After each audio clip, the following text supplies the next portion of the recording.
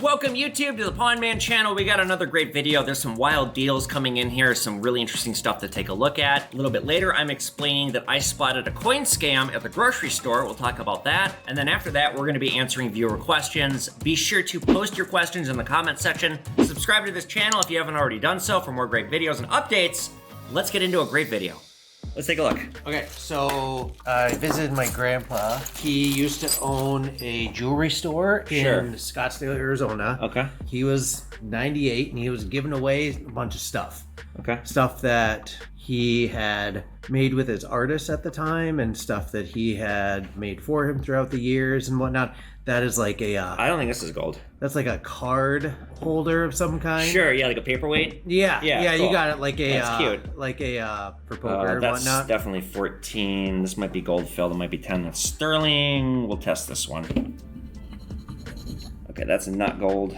So if there's resistance to the rub because gold is soft, I can tell that's good. That's 14 karat.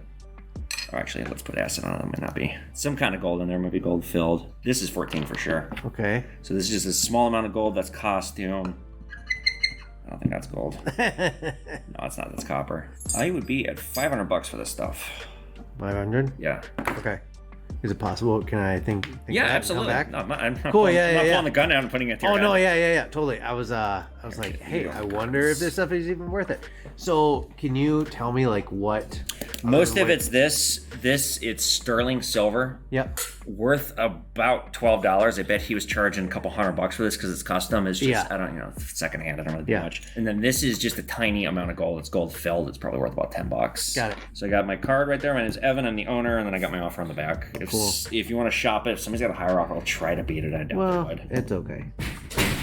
That's a bummer. He walked. Okay, so the ring, I offered 500 on that whole deal. I would have made low end like 200 bucks on that. That sterling ring that he had. It looked, I like 99% sure that diamond wasn't real. I wasn't bullshitting him, but that ring itself looked like it was a nice custom job. I bet there was a $500 sterling ring. Low end, yeah, I would have made 2 bills there. We'll see if he comes back. Usually people do. Shouldn't get into it, but I did have an update. I had a customer in here earlier today. I didn't film the deal because I was just walking in. My employee did it. He came from someplace that I used to work, and he was very disgruntled by how he was treated, and he did the deal with us because he couldn't believe that he would be treated so poorly somewhere else. I love hearing that. Well, no, I don't. Not for the customer, but for me, yeah. The Spite Store. Coming up on 4 years of running. Boy Rich! I got some pirate money right here. Let's talk about what this is. It's pretty cool. This is called a Pitis coin. And Pitis, this area, was in Indonesia, or what is now modern day Indonesia. It was a hub of pirates back in the day. This coin is from Palembang, specifically. And from the 17th to the 19th century, this was a huge trading port off of the coast of Indonesia. The term pitis or pitis, it refers to the small piece of copper. This was a designation. Sometimes these were also made from tin. In fact, this one looks like it was made from tin, if I had to guess. Other variants of these coins are made from lead, too. They're round, they have a hole in the middle. This is both for convenience, so you can string it on a belt. Also, we've covered this before, they put holes in coins just to make them easier to manufacture.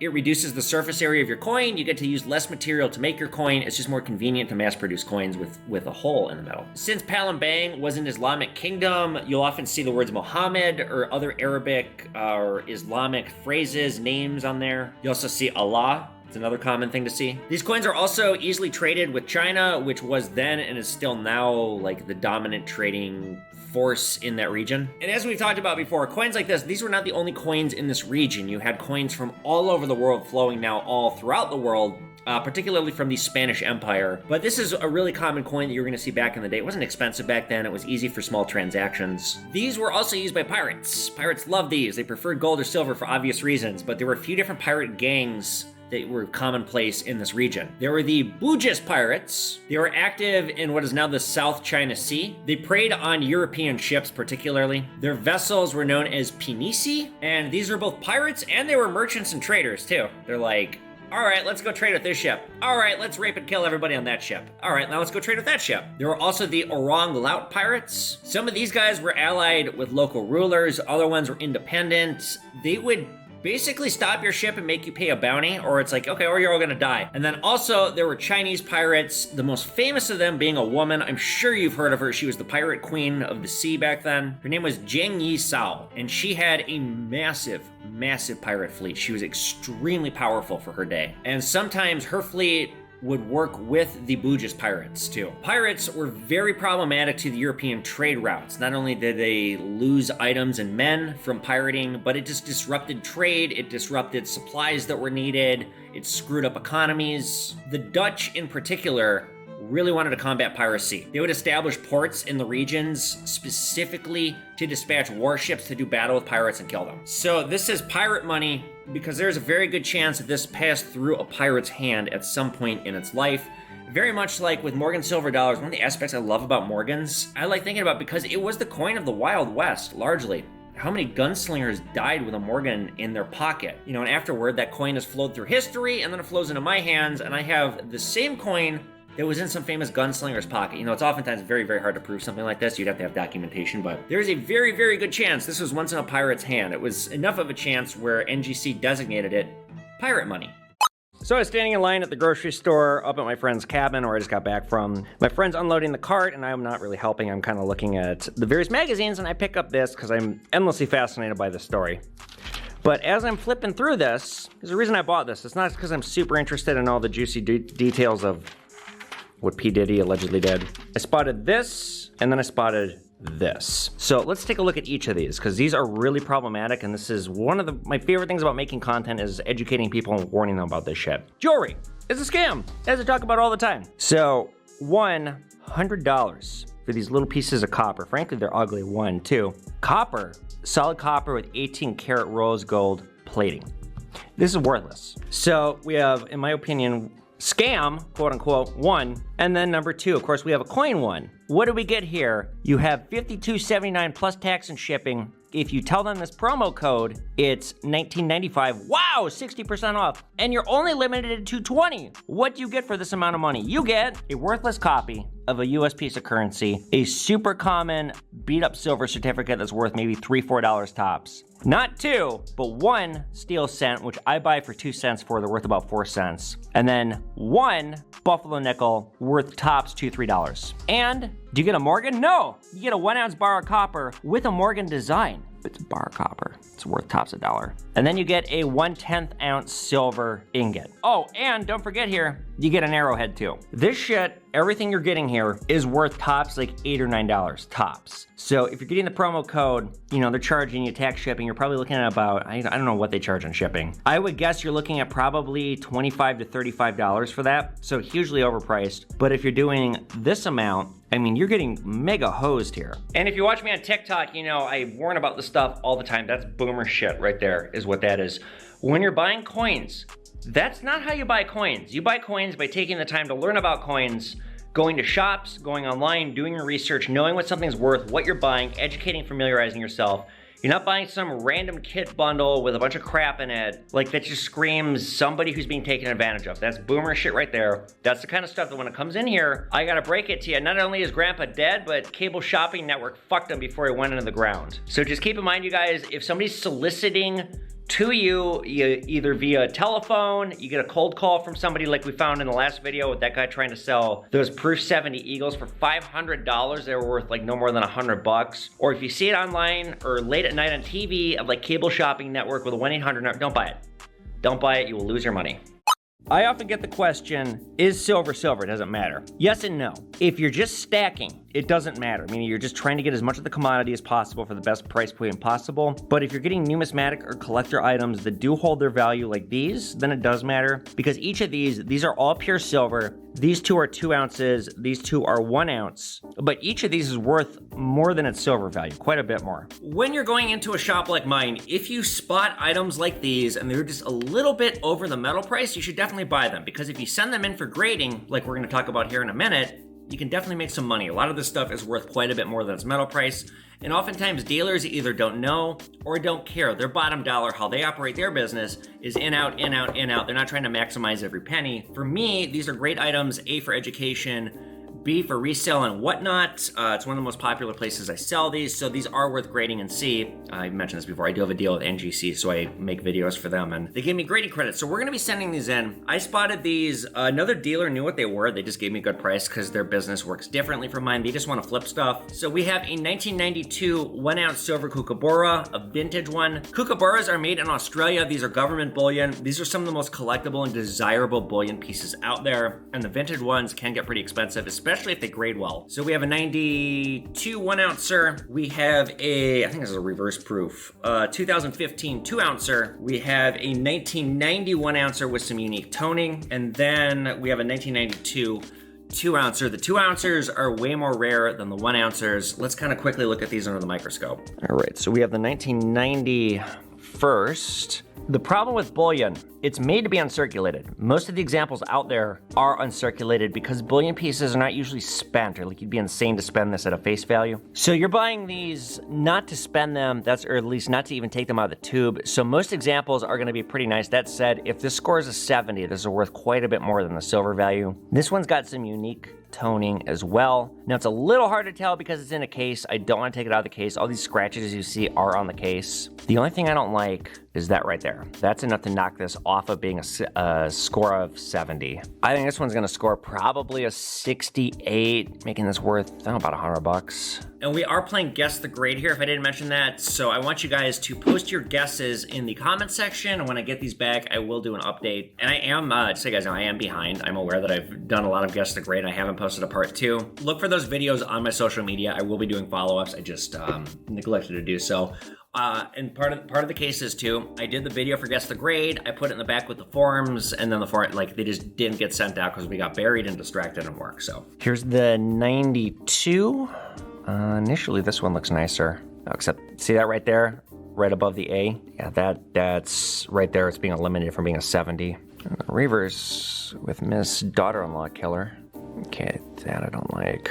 When you're looking at bullion pieces like this, they're so insanely strict because, like I said, most examples are uncirculated, so they're holding it to a much higher standard. But this does have toning, and that does enhance the value. It does make it, in my opinion, more collectible. I think that'll score a 68 as well. Now we have the 92 2-ouncer. Yeah, and again, this one's actually even worse. Boom, boom, boom.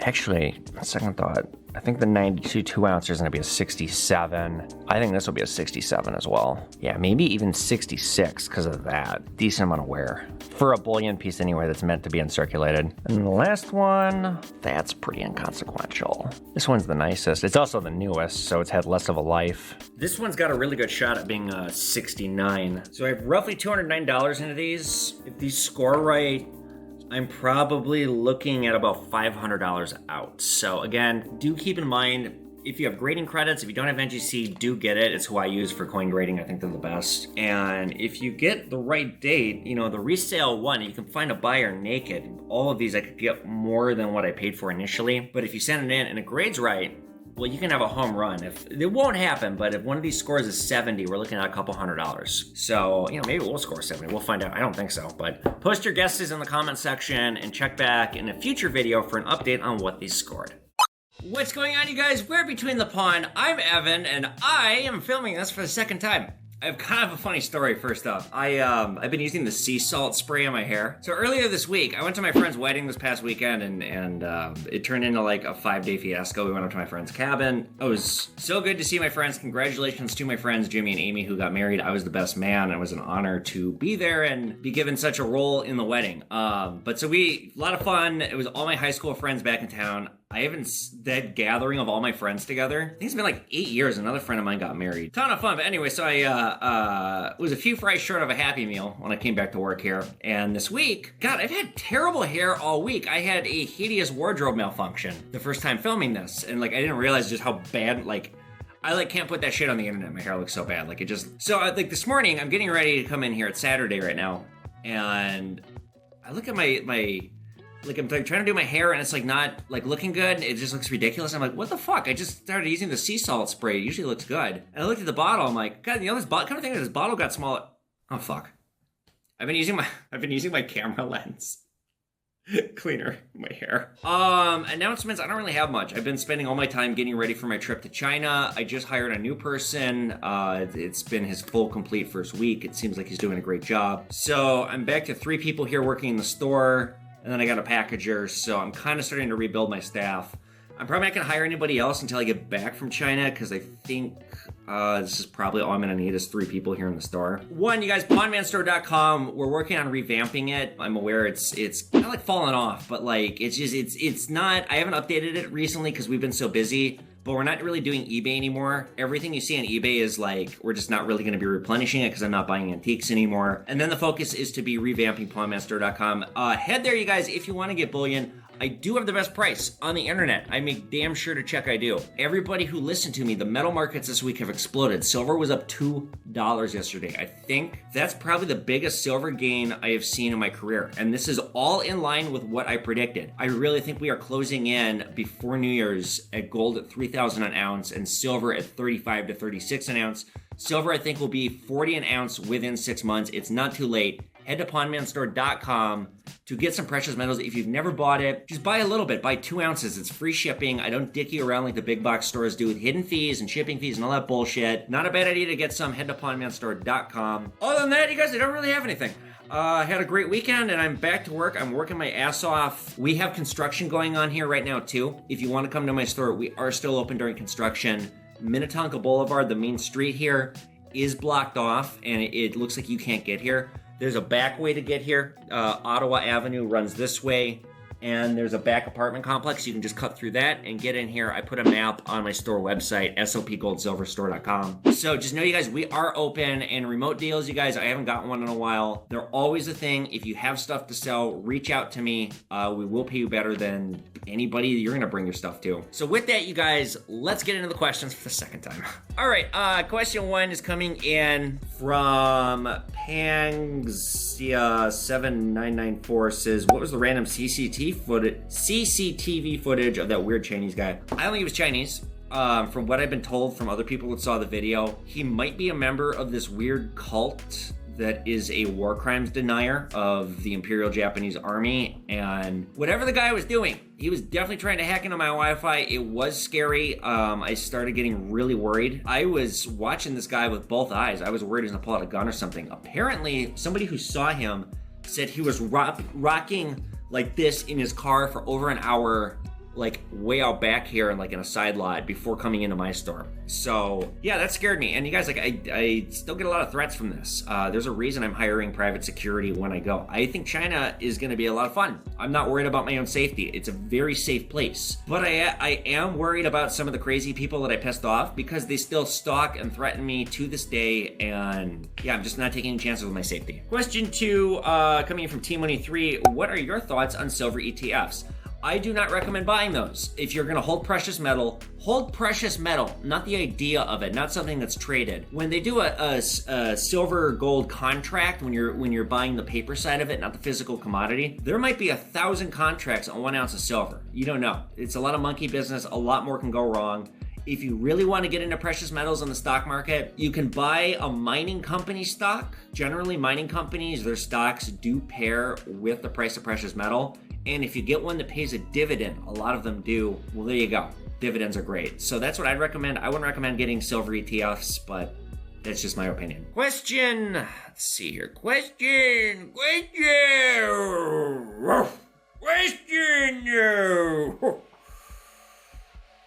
Such as, is there anything that you might want to add as just your honor on the record? I just want to let it be known that that little bastard had a big heart. Oh, I should know. I was holding it in my bare hands, watching it take its last beat. Oh, beaty. Tickle Buster gal. It's a fictitious serial killer that murders children. That's funny to me. That should be funny to you. If it's not, well, correlation doesn't equal causation. That said, dark humor does correlate to intelligence, and it correlates to you maybe being an idiot. Tickle Monster Gal says, on average, how many people would you say come into your store per day? It is all over the board. Some days I think we're going to be dead and we're busy. Some days I think we're going to be busy, we're dead. It's as little as 2 people a day. It's as much as like 30. All right, question 4. Coming in from Diet Coke Dude 13 says, can you explain the mentality behind a SHTF situation and the thought of using silver for barter? Never made sense to me because even though they say bullion is real money, I always looked at it as apples and oranges. We're assigning a monetary value to something. And I don't see how silver would be worth more than bullets, whiskey, or even an apple in a true doomsday scenario. Started sacking as a quote investment, got in around 1475, boy, you're sitting pretty. Then thought of it as for saving, got into coins in a big party or whatnot auctions, but the prepper part of the hobby never made sense to me. I like the way you explain things, so maybe you can shed some light on me. Thanks for the consideration. Really, to give you a very simple answer, it is the idea that if we do get into a doomsday scenario, it won't be a Mad Max scavenging for anything situation. Maybe things will improve, and when we go back to using a traditional economy of things of value, they really don't get you much in a world of survival, like a bullet or booze. Booze is a survival tool, at least it would be for me. It's the idea that we will go back to something normal, and therefore it's still a store of wealth because we all, we have advanced to the point, even if we get into like a terrible situation, we're not going to go back to living in caves, and we're not going to regress. We're going to continue to evolve, and we are going to have economies, and we will recover, and we will build something new from the ashes that resembles what we had. That's A, human nature, and B, how society advances. So for that reason, it will still be recognized as a store of wealth, and a hope that we can maybe one day return to something that resembles a traditional normal economy where items of value have just that. They have value, and they're traded in the economy for the value's sake. Yeah, I hope that answers your question. All right, next, good question, by the way. Next question coming in from Charles J. Berry says, is the Liberian stuff actually worth anything? My sister-in-law lives in the capital and could send me stuff. So any country's numismatic items are worth something. Liberian coins, I don't know much about them, but if you have old coins, they can get expensive. As far as the aftermarket stuff, where it says Republic of Liberia, it's from the first American mint, and it's a privately issued item as a collector piece. Some of those can be valuable. Sometimes people do collect like random ones that are made from precious metal. By and large, though, that's boomer shit. So, I don't know, learn about Liberian coins, learn what's rare, and have your sister-in-law start looking out for stuff that might be rare. Okay, next question. Do you ever sell USMC 3152? Thank you for your service. Says, do you sell challenge coins? I don't see them on your page. I sell them currently on my Whatnot auctions. I don't get them very often. When I do sell them, that and everything else is sold right now on my Whatnot auctions. I will be putting more of that stuff on pawnmanstore.com, so there's more variety, but as of right now, go to my Whatnot auctions to get that stuff. That's kind of right now the only place it's going to be, but check pawnmanstore.com in the coming months for more inventory. We'll have some cheaper coins on there too. Yeah, as of right now, it's just what's left of my jewelry because my jewelry person retired, so we have some jewelry on there. And then like some rare coins, obviously the North Korean stuff is on there. Yeah, that's kind of the extent of it now, but just check back. All right, next question coming in from Patrick Griggs, 5408 says, would you consider working in a maximum security prison? Fuck no. Okay, there's certain jobs, to me, I simply don't understand how you'd want to put yourself in that environment. Prisons are a terrible place. We desperately need prison reform. I think we should copy like prisons like Norway. They're actually focused on reforming, not focused on torturing and turning the person into a worse exhibit of whatever criminal went in there. No offense to you if you are one of these people. I just would not want to put myself in such a miserable environment. It would make me a miserable person. So no, I would never do that job. Last question coming in from CH Po Danny 77 says, if you had to start your gold silver coin collection over, what would you buy? What would be some of my favorites to buy? I simply would have just bought more. I don't know, it's kind of a loaded question because when I opened the store up, I had to sell everything I owned to get the money to open this place. So I had about 450 ounces of silver and maybe 2 or 3 ounces of gold, and I sold all of it. I would concentrate on some of the vintage stuff. I definitely would have bought more Silver Eagles when the premiums were so low. At one point about a year ago, you could get Silver Eagles for like $23, and now you can't get them for under 40. So yeah, I wish I would have just taken advantage of the really good stuff when the price was lower.